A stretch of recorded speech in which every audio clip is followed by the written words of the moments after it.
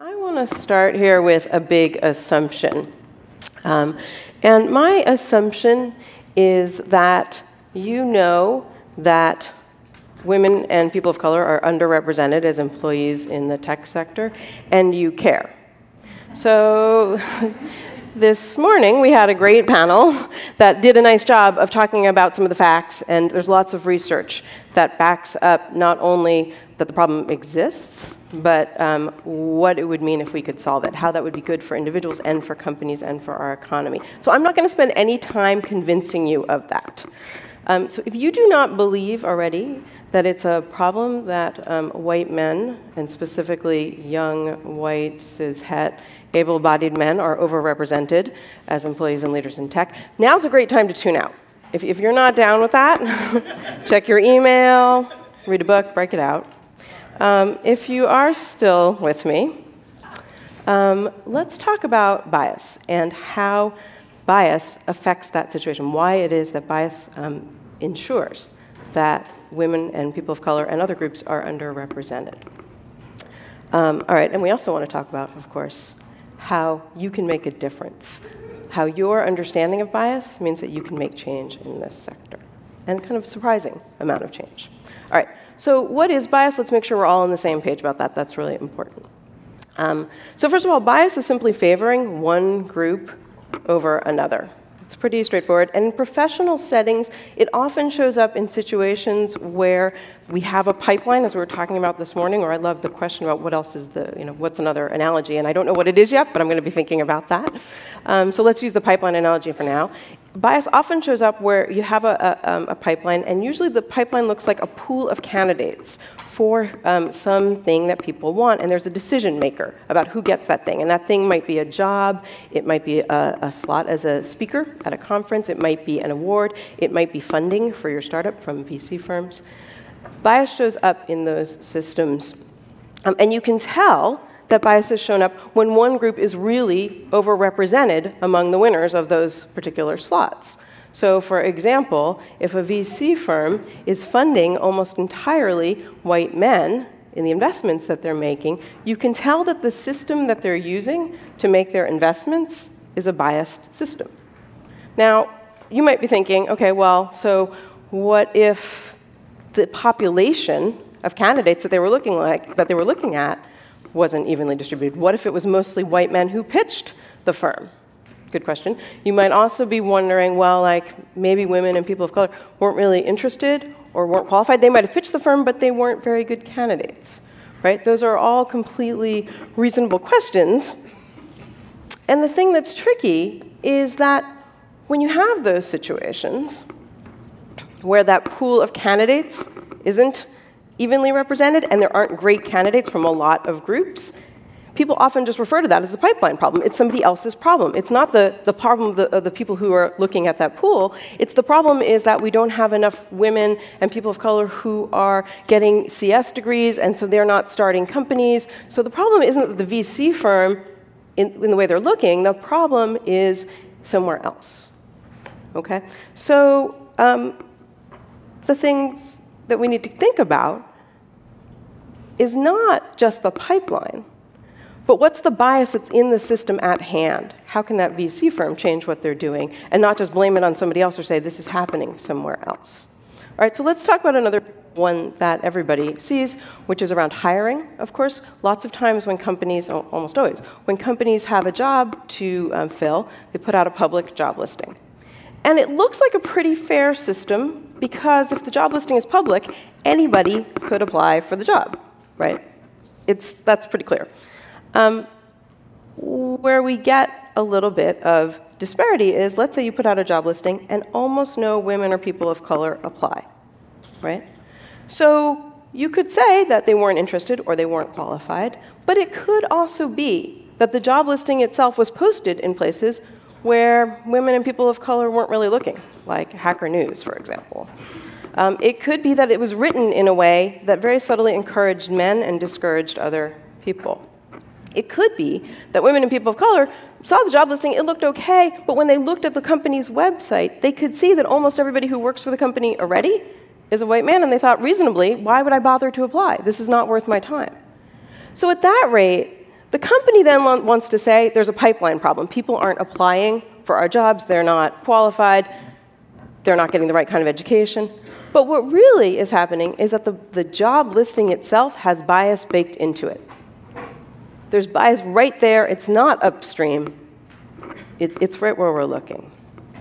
So one of the things here that's true in all kinds of pipeline processes, they look objective, but really they have bias baked right into them. And that's something we have to come to understand.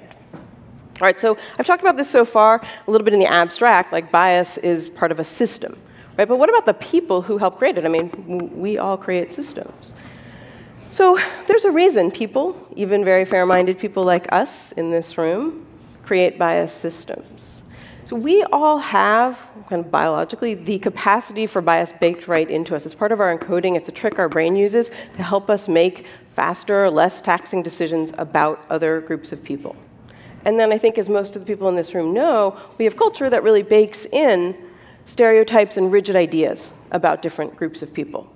So what you get from that are our own decisions. All of us are making decisions about other people that are grossly overdetermined by stereotypes, because our brains are ready to do that, and then we are further enforced in that in our culture. And the thing that's weird is, although we all have the capacity usually for stronger bias against groups that are unlike us, we also start to inherit the bias, adapt the biases against ourselves. So women discriminate against women, people of color, black people discriminate against black people, Latinas against Latinas. It's not just that white men are creating the problem, we are part of the problem as well, which means we also are part of the ability to make change. So now, research has shown, I know you guys probably know this, over and over and over again, that in situations like a job candidate, where there's a resume that has the exact same information on it, except the name is changed. If the name is a stereotypically white name, everybody, white people, black people, everybody, will say that the white candidate is better qualified than the exact same resume with a stereotypically black name on it. And the same is true for women and men. If you have a resume that has every detail about the resume is the same. They're identical, except the names. If people are given the choice of picking which candidate, everyone will say that the man is the more qualified candidate, including women. Women will say that too. Right? And that's true in a lot of different situations. That comes up all the time when people have a chance to choose. White men seem more qualified somehow. So when the bias is unknowing, because we don't want to have those biases, and when we don't know that we have them, it's called hidden bias. And the thing that's tricky about it is that it's hidden from those of us who have it. And we are all the people who have it. It's hard to combat because we have it and we can't see it. And that's true for everybody. All right, so when we have biases we're not aware of and we didn't choose, that's tough. But we can choose how to act. And that's where we really have a big opportunity. All right, so each of us has a chance to set ourselves and our organizations apart by choosing different actions. And I'm going to share 11 actions that you can take that will make a difference. Now, these are grounded in both in other people's research and in my own experience, but a lot of other people's experiences too, and I'll refer to some of those examples. But I do want to just give a note that I have, as Catherine noted earlier, I've hosted dozens of conferences from which I've picked speakers from a pool of candidates. And most recently, I'm working on the Lean Startup Conference. I didn't found the conference. In fact, Eric Rees, my co-host, was running it for a couple of years before I joined. I joined in 2012. And the first couple of years that he ran it, he will tell you readily, almost everybody he put on stage was a young white man, because it was all of like his friends and people that he knows closely. But when we started to focus on the problem, when I came on board and we started to focus on that issue, we immediately, within the first year that I was working on the conference, we were able to change it from almost all white men to 50% women and people of color as speakers. Yeah, right on. Yeah, we feel good about that. And the thing that's notable is that the conference was already very high quality when I came in. We not only, by all accounts, not only maintained but improved the quality with those speakers, and the conference went from 300 people to about 1,500 in attendees. So the business got better too. Right? So we're not saying we're bringing in women and people of color because we need token people on stage. We are bringing great candidates who weren't otherwise getting found by the old systems that everybody uses. Okay? So we want to talk today about what has worked. And this stuff works across the board. This is really like any kind of a pipeline process you have, whether it's hiring, whether it's granting awards, whether it is granting funding, whether it's finding speakers. These processes work for these, for pipeline processes, for pipeline decisions. I do want to note, too, that if you stick with the old systems, the old ways of finding people, you will very reliably generate the same kinds of candidates that we all see everywhere. You'll find white men. I like to say they just fall out of the sky. For any kind of coveted job or financing or speakers, I mean, it's sort of incredible. And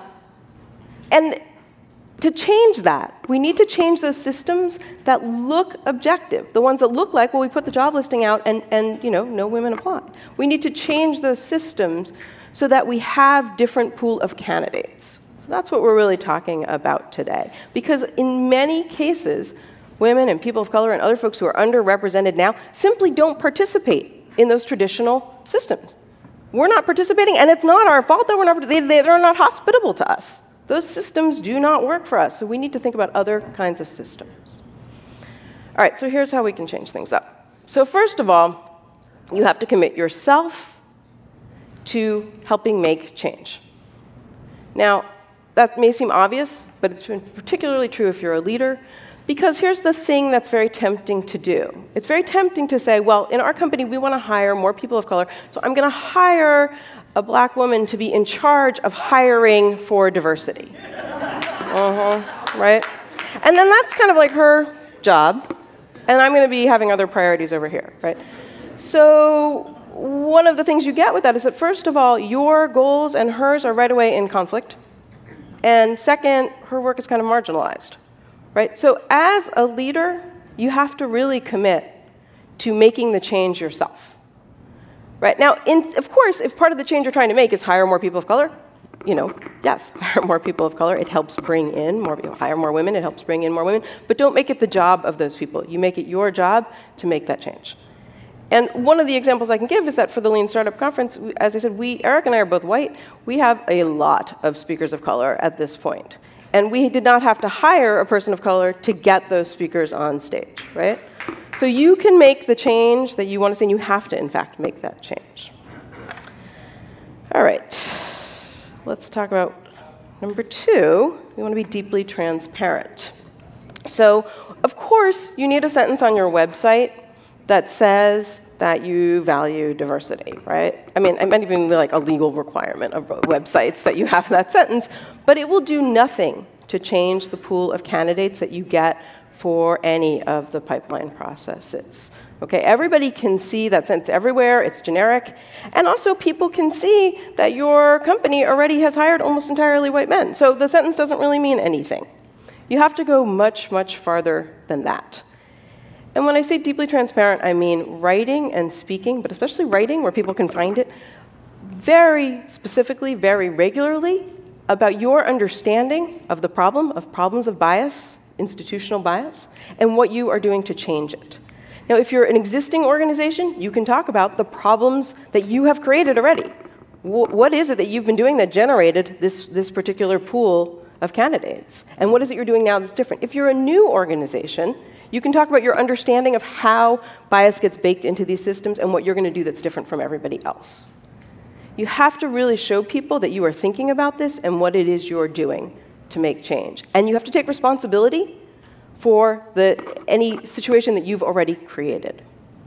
So for the Lean Startup Conference, we have blogged extensively, not only about what we've done in the past or the situation that existed before I showed up, but also what we do now, and we talk about what's worked and what hasn't worked.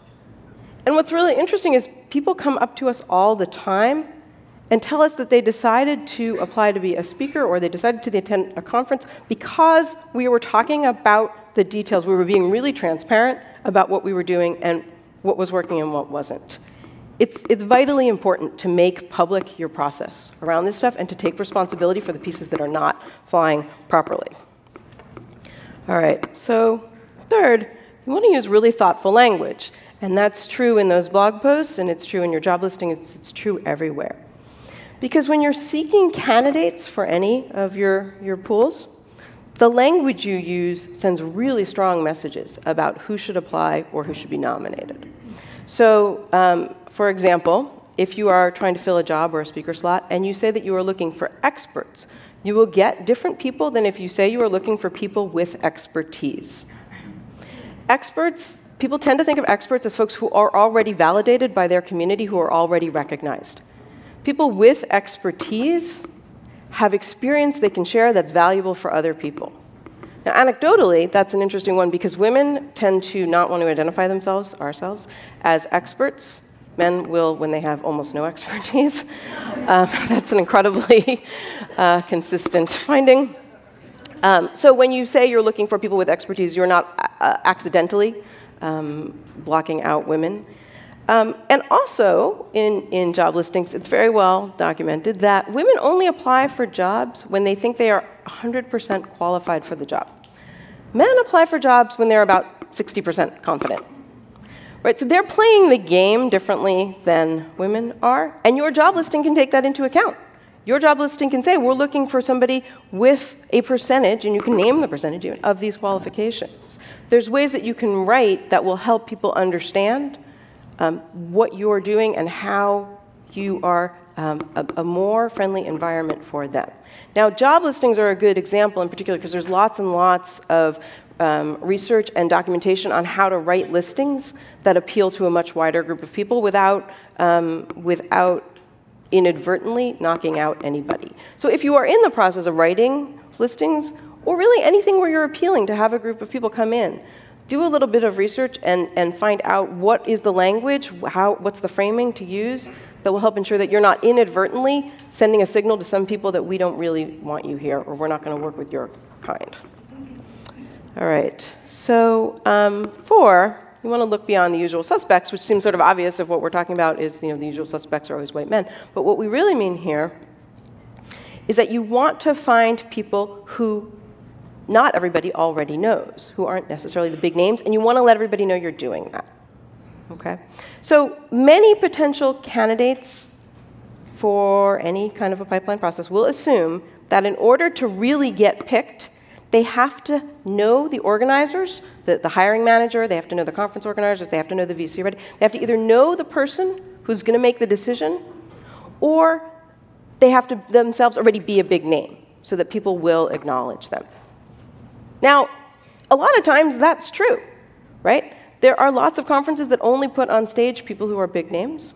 There are lots of VC firms that only make investments in companies that are already successful or in sectors that are already successful, right? You can give your organization a very big advantage by finding the people that not everybody else is already looking for and letting people know that's what you're doing, right? So if you are running a conference, you can find the speakers that people don't already know, and then they wouldn't be able to hear anywhere else but your conference. You have now created value in finding unknown speakers. If you are working for a VC firm, you can find the companies that are off the radar where not only is there opportunity, but where the investment terms are going to be a whole lot better. If you're trying to hire people, you can find the folks who've been overlooked elsewhere and are feeling undervalued and have incredible skills to bring. When you do this, when you are starting to look for people that not everybody knows, you have to be very public about it. You have to let folks know this is what we are doing. We value people that other people don't value. If you don't make it public, you kind of ensure that people's assumptions that they have to know you already, you ensure that that's true. But when you make public what you're doing, you really have a chance to increase the pool of candidates who recognize themselves as potentially part of your world. All right, so 5. We want to offer relevant training. So if you're trying to attract people who are relatively new to your world, you may need to give them a little bit of guidance to help them perform at the level you need in order to hire them or have them as a speaker, in order to invest in them, and so forth. And then interestingly, even just offering the training can often get a lot of people to apply who don't need it, but who see that you're thinking very differently than everybody else.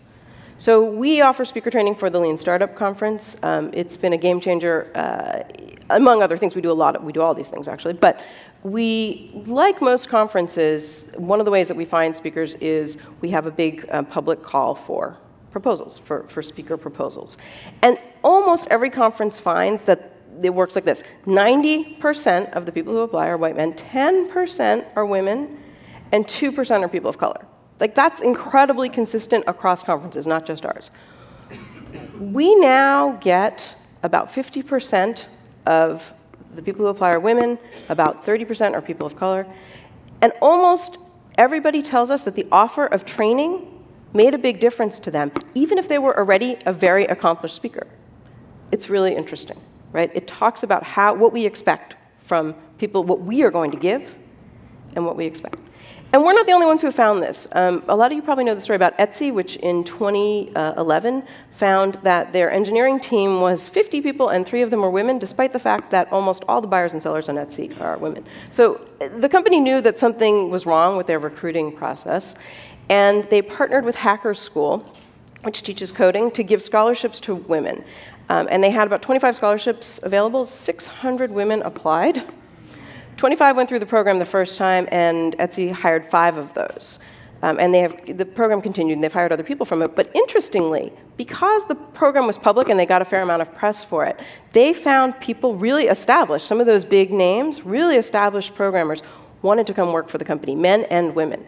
So within a year of starting that, not only did they have 5 women from the program, they had 20 women on board, many of whom had come through other channels, but were excited because of that program.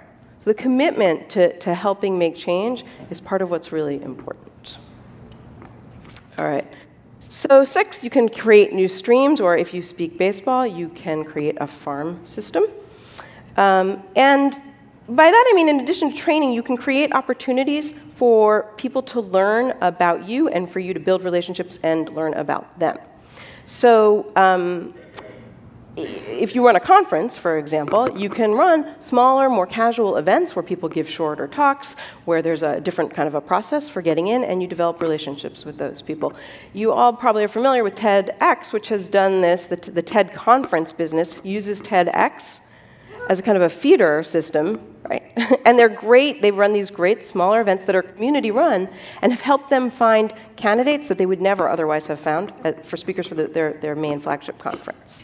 They've just changed their pipeline. They've made it bigger, and they've done it in a really smart way. And that idea works for lots of different kinds of processes. You can use that you can use hackathons and paid project work when you're trying to find people to hire. You can use accelerators as part of a funding pipeline. There's lots of ways to think about creating a farm system or a whole change to your pipeline. All right, so 7th, you want to ask for help. Once you have all of your information public, you say, here's what we're doing, here's what we've done in the past, here's what we're doing now, here's what we're doing that's different. You have some results to show, especially, but even then, when you're just being very public, you can turn to people and say, look at all the things we're doing, can you help us? And sometimes even people will see the stuff and come to you, but you want to ask for help.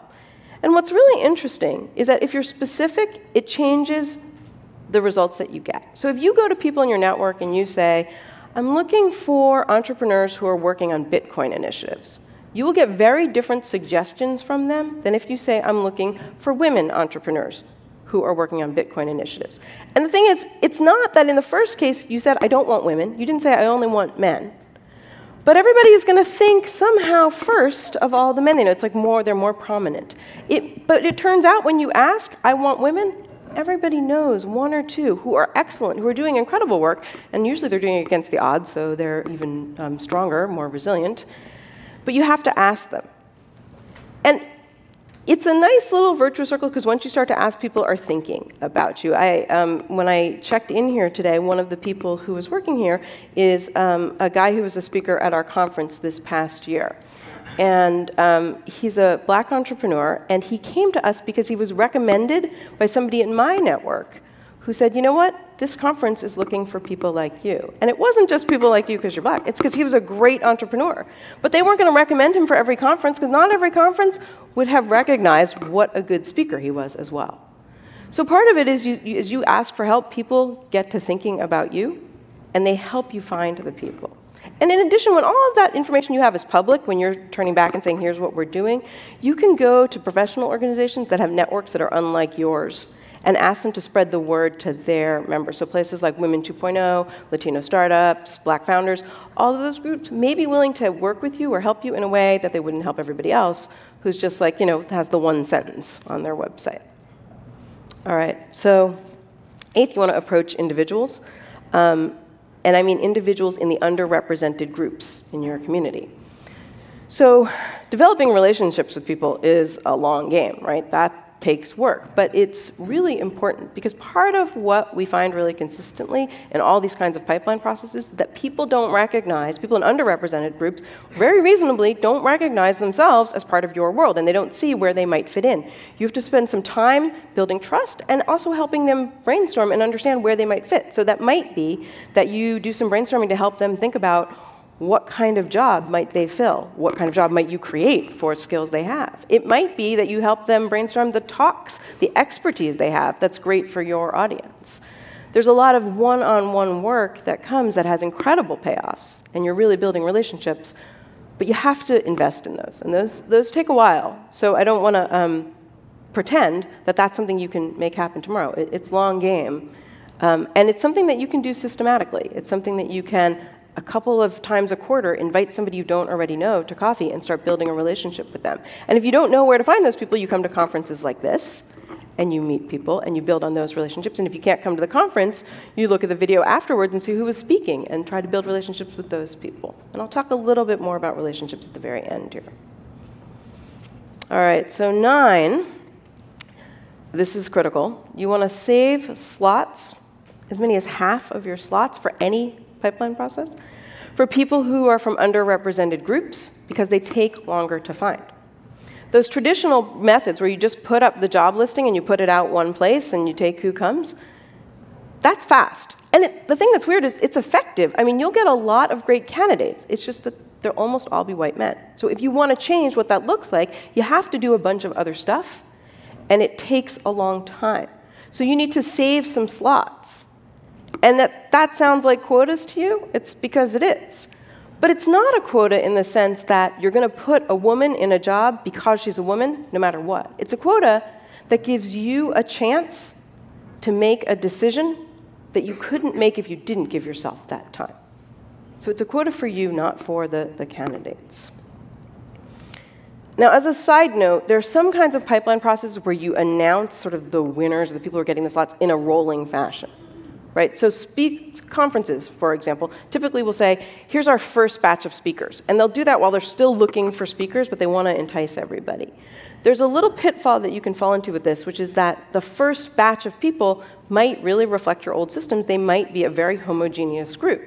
And if it really is a lot of white men, and you're saying to everybody, here's our first batch of speakers, but oh, we're doing all this other stuff, you really have undermined yourself. Because you're asking people to trust that you're saying we're making changes when they can see that it appears you haven't, right? You want to be very careful about who you say is getting your money, your conference slot, your job, whatever it is. So people don't have to trust you despite the evidence. You want to give them evidence that they can trust because it's working. All right, so 10, I'm going to take chances. And this is a little bit back to the issue about bias, which is that often candidates from underrepresented groups don't look like the established pros that you're used to. They don't sound, obviously they don't look like it, but they don't sound like it, they don't behave like it, it's a little bit different. So somebody may, for example, seem less confident, which you interpret as less authoritative. They may use language differently, which you interpret as less professional. And it's really easy to let your biases about that stuff get in the way and say, this person isn't going to be a fit for what we need. But what's important here is that you override your gut and bring them in, because they can probably bring things to your organization that you can't see and that other people that you want to reach can. and things that are good. People in the network can appreciate your customers, your audience, your investors, your partners are going to want to work with them in ways that you can't recognize. That's part of the reason you want to bring in people who aren't like you. So the fact that they don't behave like you is a bonus, not a problem, and you have to be willing to see that. All right, so that's 10 things. I have a bonus action here.